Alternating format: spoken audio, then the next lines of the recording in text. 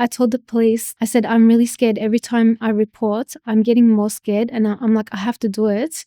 But it's scaring me because he's going to do something. He stabbed people before. So I'm getting really scared.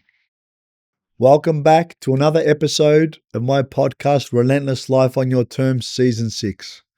I have a very impressive and special guest who I met at last year's Vinny CEO Sleepout. Lutfiye Kavci, how are you? Good, thank you. How are you? Very good. Thank you very much for being on my podcast. I feel honored. You're very welcome. Thank you. Now, you shared probably one of the most remarkable stories I've heard, and you reminded me this was my 7th Vinny CEO Sleepout, why this Vinny's is such an amazing cause, helps so many people like yourself. And your story had me, it was breathtaking. It was amazing. Not just what you've been through, the resilience and how amazing you are, but the fact that you're willing to share it to help other people. So, yeah, I just, as soon as you finished, I thought, oh, wow, I wonder if she will sit on my podcast and share her story with us. And thank you for doing that. So, tell us a bit about your background, where you're from, and a bit about your story and why you were there at Vinny's and how Vinny's was able to help you. So I'm Turkish, and I was born and raised in Shepparton. And after going through what I did, I thought that I had to be strong and be a voice for those who have lost theirs. And I thought, as a survivor, I had to do something.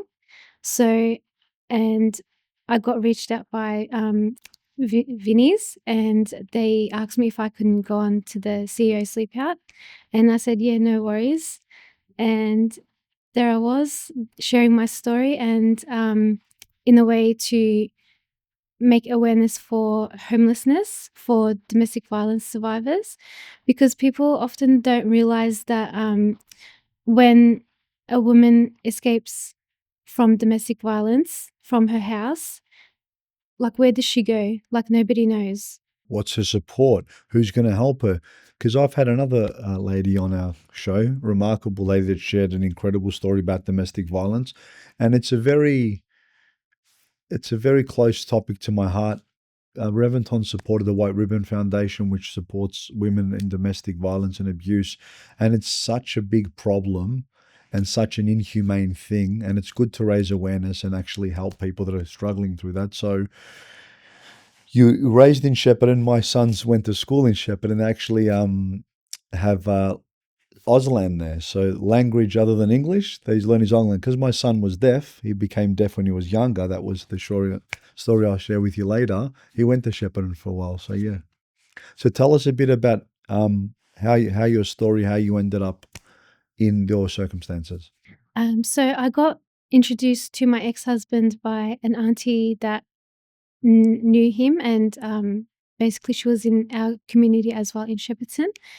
And she introduced us, and she said he was a really good person, and we ended up going to Turkey with my mum.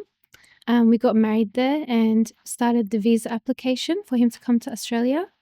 I came back with my mum, and I ended up going back again later in the year to see him again. And that's when, like, I stayed a little bit more longer, and I ended up pregnant as well with my son, and I came back on my own to Australia. We were hoping to come back together, but he couldn't get a flight, but his visa was approved. So when I came back, I continued working, and I was looking for a rental house. And I was a bit worried because it was my first time renting, and I had, like, no backup, no reference or anything. But I did get a rental house, and I furnished it. And my ex-husband was able to come in around, like, end of March 2021. And by the time he finished quarantine and all that, he came out in the beginning of April. And we started living together, and it was especially the first night was very scary because he ended up drinking a lot and he started hallucinating. And it was very worrying to me because, like, he was seeing things and it was very scary. And he started work, and he was doing, like, some picking work, and it didn't last too long. Some picking work? Like fruit. Oh, yeah. Yep. And it didn't last too long, and he ended up unemployed, and I continued working right until like I almost gave birth, and then at the last week that I was due to give birth, he got a job in a packing shed, and he in that meantime he was not wanting me to be with my family.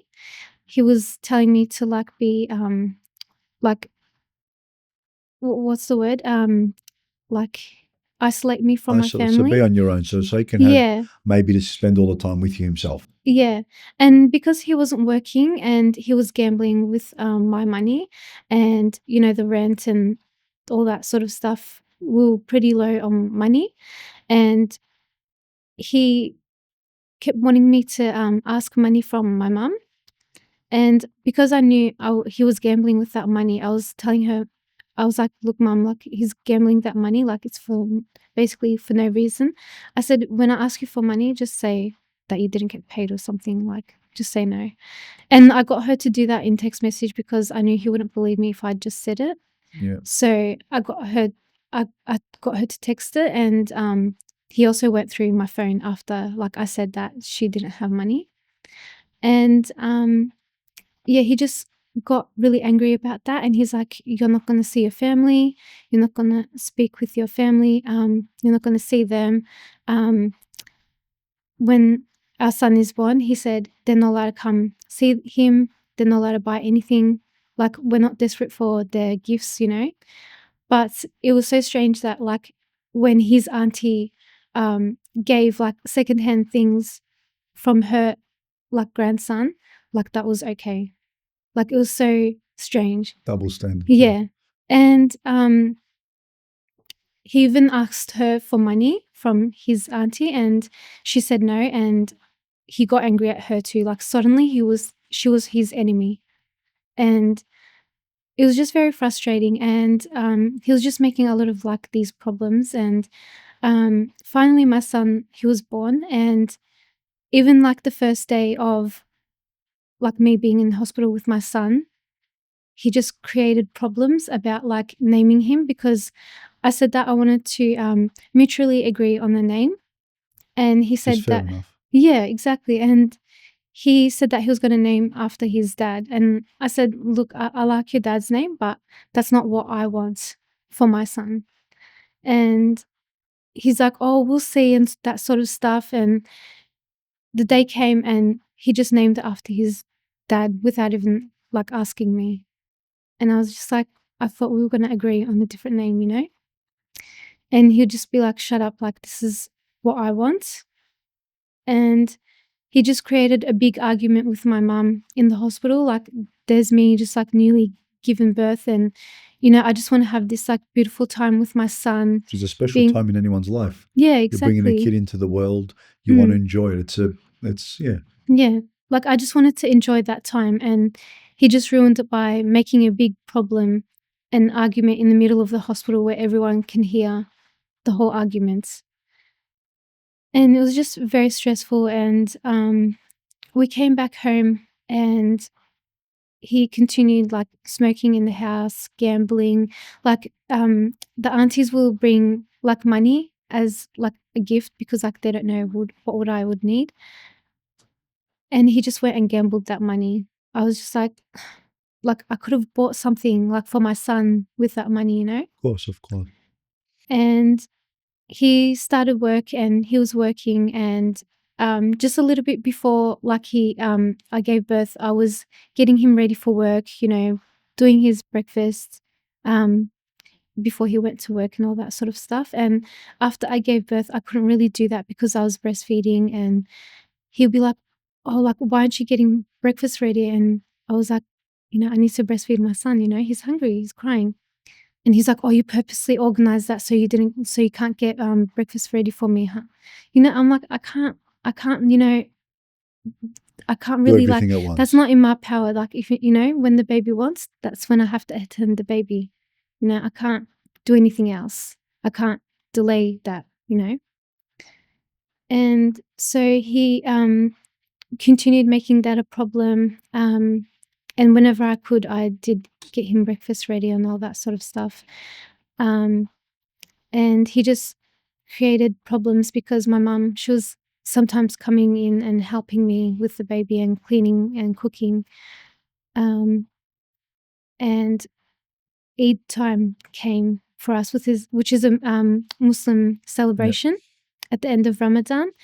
And my family wanted to come to my house, and he said only your dad, not everyone else. And they all came, my sisters and my mum and my dad.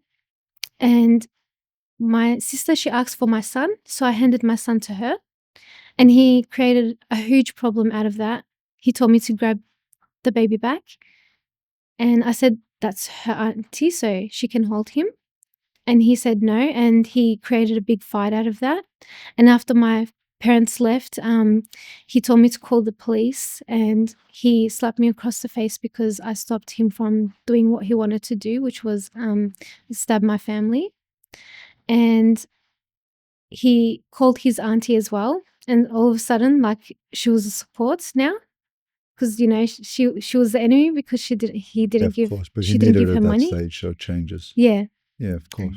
And they hid in one of our rooms when the police came. And after all of that debacle, 2 days later, I left him when he was at work. I issued an IVO at the police station. And once it was time for him to come home, he kept calling me, and I didn't answer. And I thought that was the end of it because, I issued an IVO. It's been finalized. He's not allowed to come anywhere near me. But I was just so wrong, That's when it started, isn't it? And after that, all of the messaging, and I reported that because that was on the IVO, stalking me in the streets, taking me without my will. He took me to his auntie's house when I went to my dad's house, and they all tried to convince me back into the relationship. And for 3 hours there, they were just talking to me like how I should like save my family and be a family. And I said, he's being violent to me. Like, why should I go back? Takes more than one person. Yeah. And I said to the auntie, I said, I don't feel safe with him. What And did her she say to you? she's just like, oh well, like it's good to be family, like you should go back. And her daughter was my primary school friend as well, and we've been friends for very long. And she was like, oh, you need to give your husband, like in our religion, you have to give your husband at least 3 chances. And I'm like, I've given him a million chances before this, but Is that the culture? Got to give 3 chances? Is that what they say? there's no such thing. Okay. Yeah. Because I've got a lot of Muslim friends. I've never heard that. That's why I'm asking. I'm curious. Yeah, me too. I didn't hear that either. Okay. And and because like I just didn't go back, he kept going, like with stalking me. He was stalking me with Did his the police bike. intervene at all, though? At any stage, you've got an OVO, you've clearly been stalked, you're getting all these messages. Didn't the police intervene at all? Well, they told me to report as soon as something happens, like he breaches the IVO. Yeah, but Yeah. isn't the harassment, doesn't that classify as breach? It does, but they didn't really Not do enough. anything about it. Yeah. So it does, because it does classify a breach of an AVO, but not enough for action. Yeah, That's terrible. That's the problem there. That's right terrible. there, yeah. And the last time he harassed me was on the street with my mum, and people separated us because I told them I have an IVO, and they said that she's clearly telling you no, so move away. So they separated us, and I straight away went to the police station. And he came from the corner on his bike, and we had to bang the police station doors to get in. And I said, look, I have an IVO. He's stalking me and I'm scared. And he stopped in front of the police station doors, and 2 police officers witnessed. And he said, Lutfiye, don't, in Turkish. And I said, look, he just told me, Lutfiye, don't. In other words, don't go in. Yeah, don't report me, basically. And I told the police that, look, he just told me to not report him. I said, I'm really scared. Every time I report, I'm getting more scared. And I'm like, I have to do it, but it's scaring me because he's going to do something. And I said, this person told me he stabbed people before, so I'm getting really scared. And they're like, oh yeah, we'll look after it, blah, blah. And They said, you can go home now. I was like, really? That's it? You can go, he can go, he can go. I can go home Okay. after that. And that was it. I didn't hear anything. And Wow. yeah, after a month. You've got AVOs, you've gone into the cop station, Mm-hmm. you've got a clear case that this is clearly not right. The person is angry, mentally unstable, arguably, that this is not normal or rational behavior before it gets to the point of the next stage. You've got so many reasons why you need help or why you need to be protected. Yeah. And they just didn't. So when you shared this story at Vinny's, obviously didn't have as much time as you do now, and I didn't know that point. It makes this story even worse. Yeah. It was like big red flags. There's so many red flags. How many more? Mm. Wow. Yeah. And so after exactly a month after that, he approached me as I left my house. And that's when he got into my car and he drove me around in the outbacks of Shepparton. And he kept telling me that we can start again. And he was trying to blame me that I was speaking with other men. And when I was trying to like seek help from our surroundings, I was beeping the horn. And as soon as I did that, he punched me across the face and my head hit the window. And he'd done this on 2 occasions. And he drove back near my house, which is like the first left on my street. And he stopped and he said, just wait in the car, I'm coming back. And at that point, I was going to quickly send like an SOS that I downloaded on my phone. And he said, what are you doing on your phone? And I said, oh, I'm just checking the time. He's like, are you calling someone? And I said, no, I'm not. And I showed him like my screen and I'm like, oh my God, like, what do I do now? Like, I'm not going to get any evidence or anything. Like, no one's going to like know that I need help. And I just quickly took photos and I see him and he's doing something in someone's garden. And I'm like, what is he like doing? So I took photos of that. And I also took photos of myself as well because he punched me and I was crying and I was very upset. And he comes back in the car. He was about to turn the car on and I see something up his sleeve and I was like, that looks like a knife. And I'm like, he's going to do something. And I looked at him and I said, I know what you're going to do. And I quickly like got out of my car and I can see him. As soon as I moved, he moved with me and he came around and I was trying to run. But he blocked you. And he like quickly grabbed me from the back and he got me on the ground.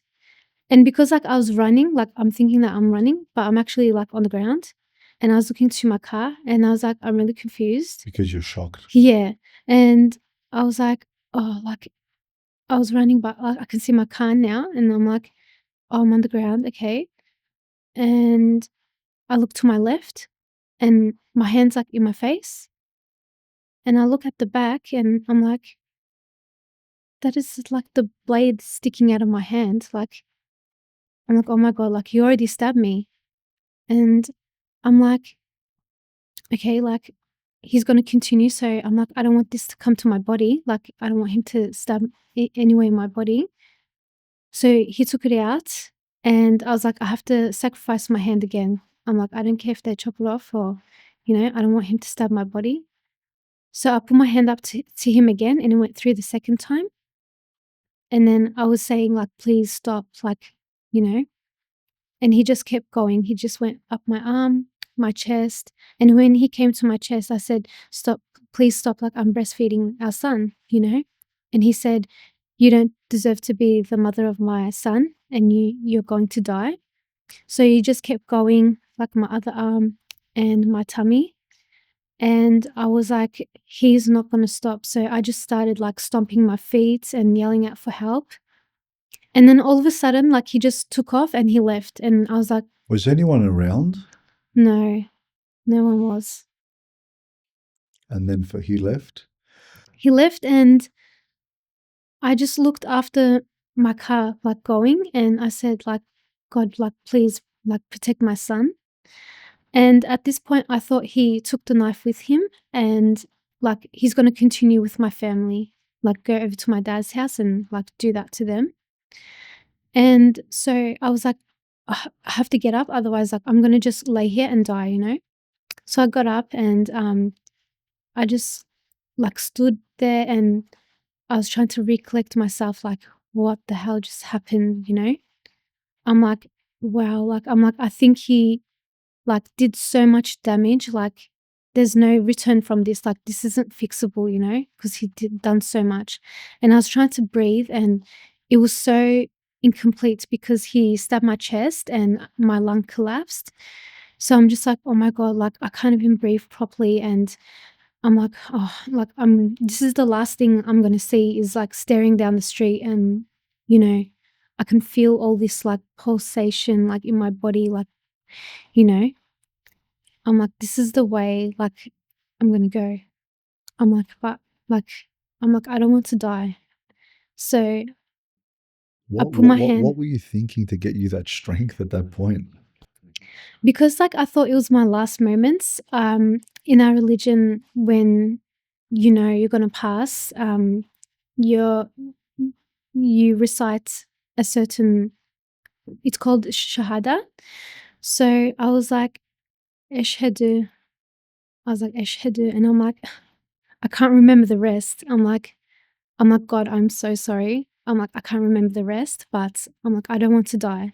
So I put my hand on my chest and I'm like, Bismillah, Bismillah, which is like so a recitation that we do before we start anything like drinking water, whatever it What may does it be. mean? So it's doing something in the name of God. So to being grateful for God, is that what it means? Thanking God? Yeah, so basically, like when you want to drink something, you'll just say Bismillah Rahman Rahim and you'll drink or whatever you want to do, you know? So I was just like, oh, I might as well just, you know, put my hand on my chest and say Bismillah and, you know, keep going. And I walked up to someone's house and she had her car in the driveway. So I was just like, oh, like, would she take me to the hospital? Like, would she not like want to have blood in her car and that sort of stuff? And so I tapped my phone on the window and I said, excuse me, like, please help me, like, I've been stabbed. And I didn't hear anything. So I was just like, I think she doesn't want to answer. So I went back out on the streets and I kneeled down and I was contemplating if I should call the ambulance or not. Like, am I bad enough? Should I walk there or, you know, because the hospital was close as well. Yeah. And I was like, Lutfiye, don't be silly. Like, the hospital's close, but you can't, it's not close for you, you know? You have to keep calm. And then as I was contemplating, I see a lady on her bike and I quickly yelled out to her. I said, excuse me, please help me. Like, I've been stabbed. And she's like, oh my God, love, you're covered in blood. I'm like, yeah, my ex-husband stabbed me.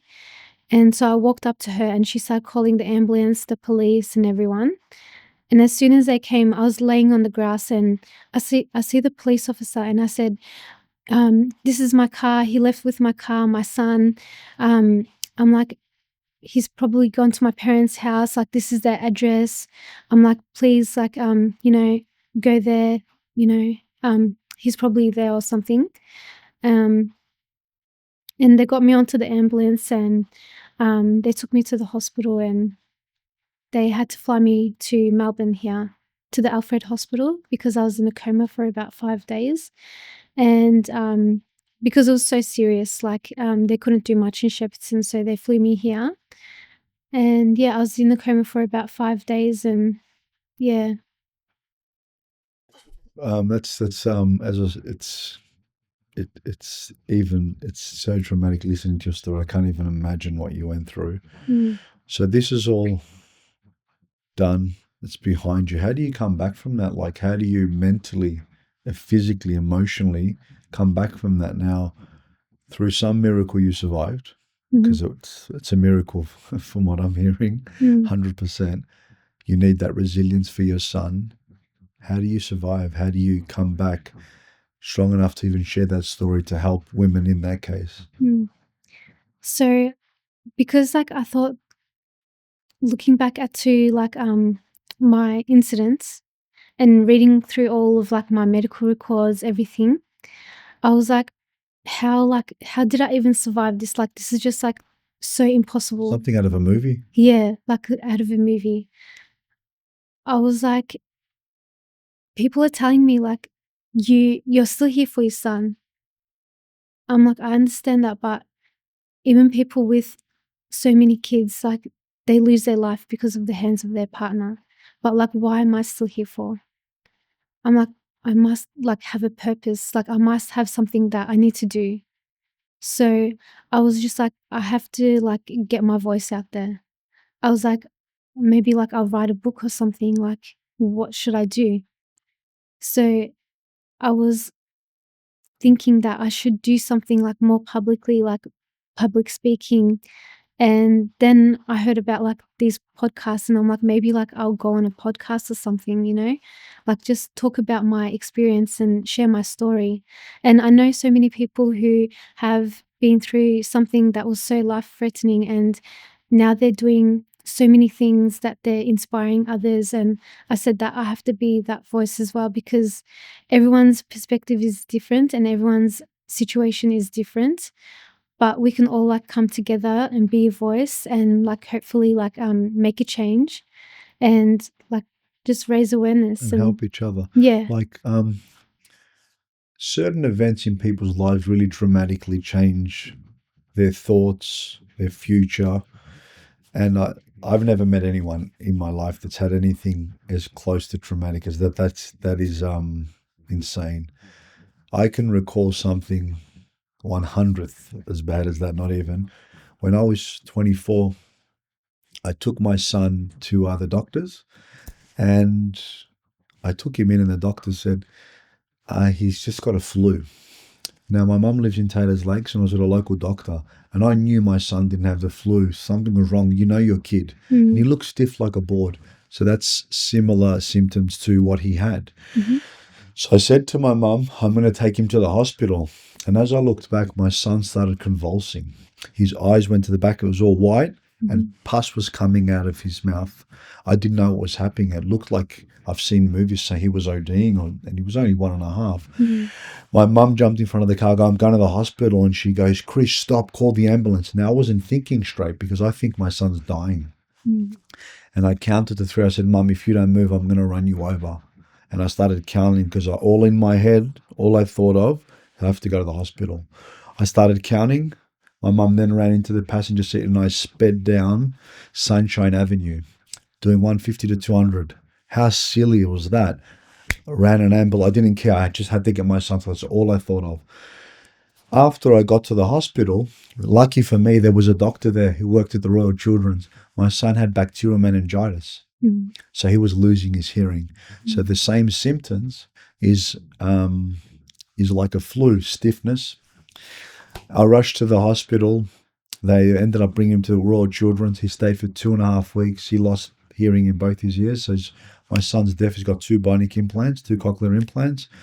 And I remember when I took my son in, I never spoke for 2 days. I was in the state of shock. After seeing, I thought, I'm going to lose my son. I didn't know what happened.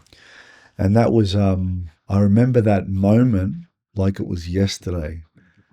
And I guess to me, it was as traumatic as can be. I'm thinking I'm about to lose my son. I don't know why.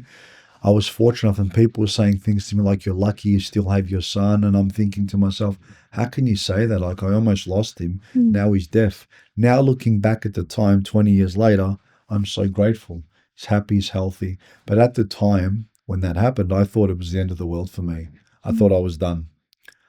And the thing that got me back out of that situation was I need to be strong for my son. Yeah. And your situation to share, you've got a little son as well. You've gone through something that's impacted. Not many people would come back from that the way you have. Yeah. I didn't know that I had 2 options for myself. But I had a lot of time thinking in hospital, and as I said to myself, I have 2 options. I said, you either be, like, so isolated and trap yourself and be so, like, negative and hide yourself away from society and my son, and be so ungrateful for life and be such a negative person. And you also can be positive and be there for your son and be there for myself and, get myself out there, continue life positively and be so much more happier.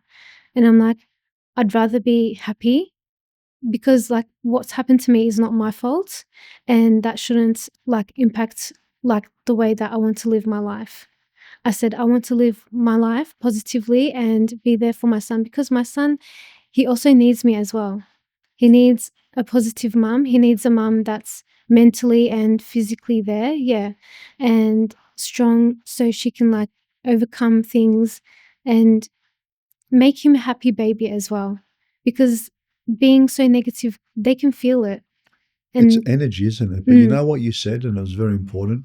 You need to show up for yourself first. mm, And they always use that example on an aeroplane. You've got to put the oxygen mask on yourself mm, before. Now, in reflection, when you think of that, when someone goes, you should have called the ambulance. When Alec was losing his hearing, I should have, because an ambulance will come.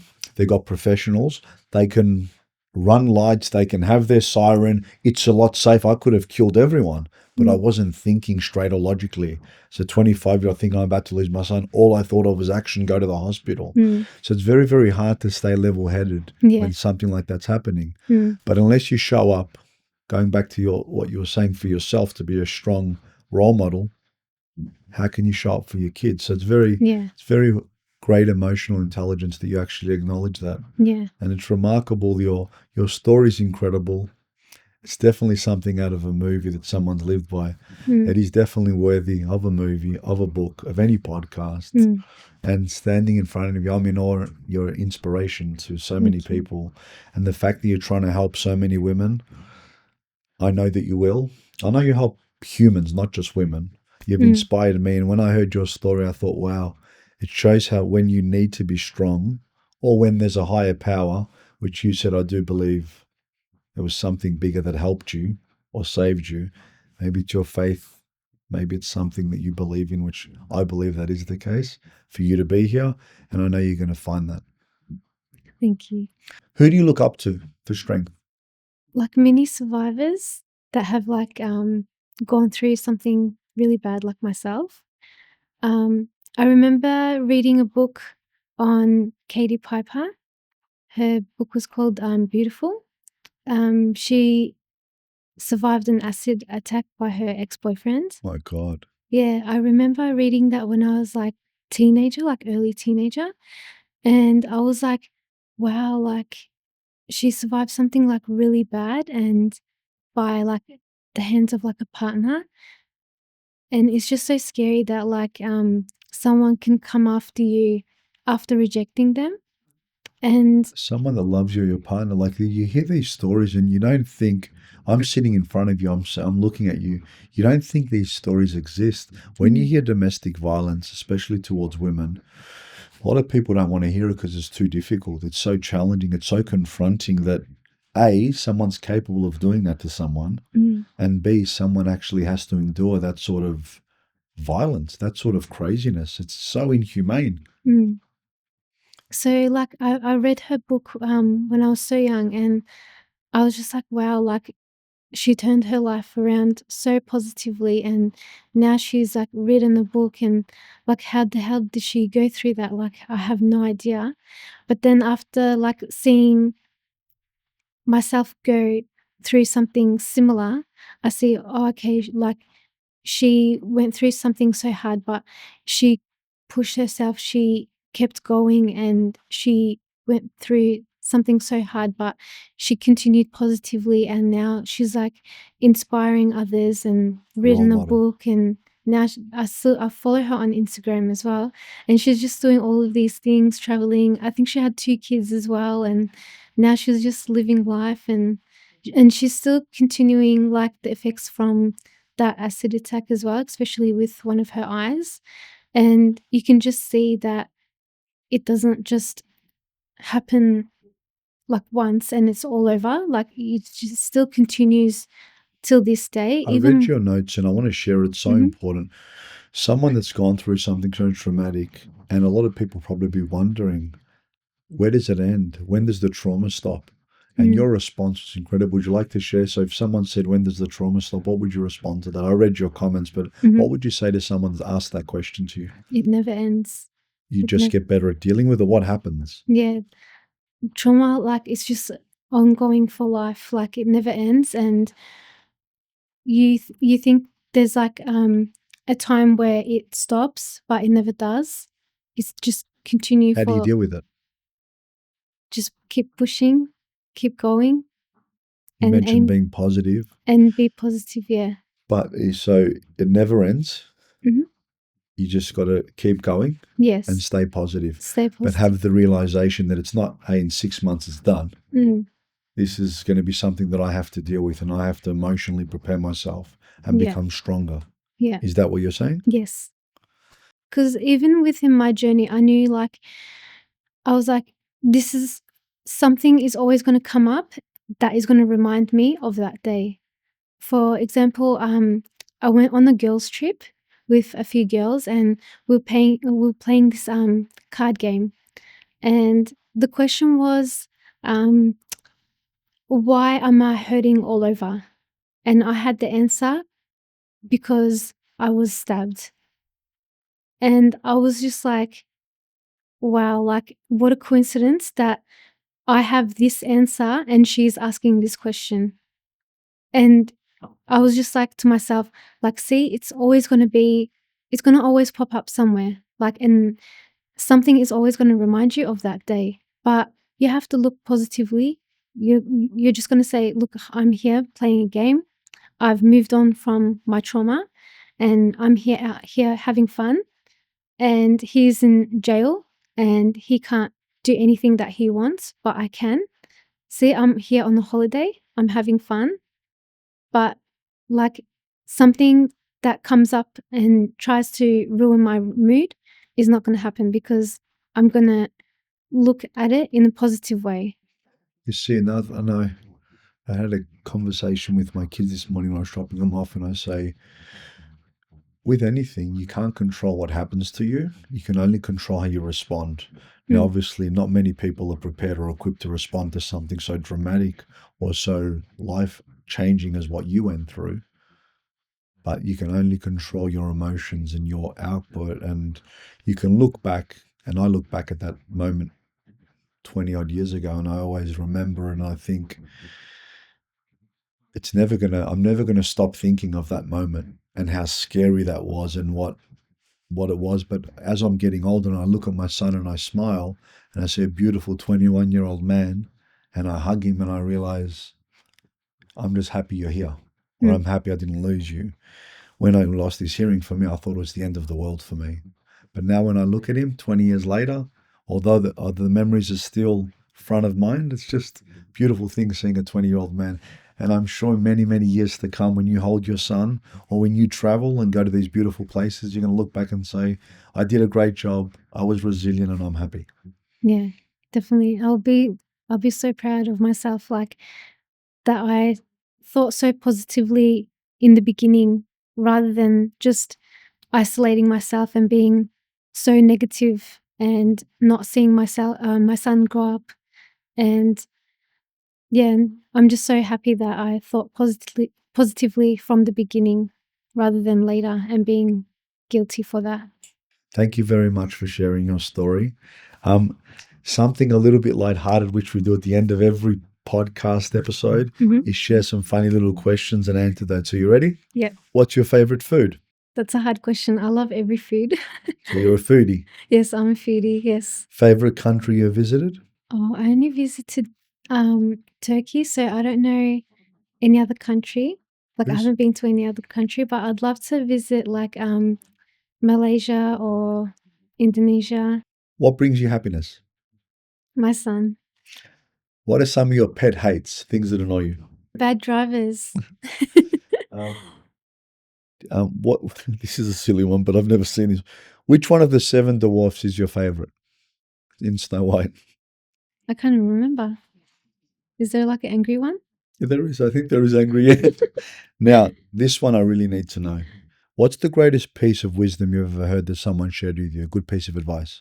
Just like keep going and share my story. I had a lot of encouragement from a lot of people, like the police, my caseworkers, encouraging me to keep speaking about my story and get it out there and, just be inspiring to others. Yeah. Well, look, and for anyone out there that knows anyone that's going through domestic violence, please support them, please highlight them, and please talk about these topics because they are real. They're affecting a lot of people. And also not just the person that's going through the trauma, but their family, their friends. It's such a big circle of people that impact. So once again, I'd like to thank you very much for being on the podcast. You're an incredible guest, an incredible person, and inspiration. And I wish you all the best for you and your son. Thank you so much. Thank you for having me.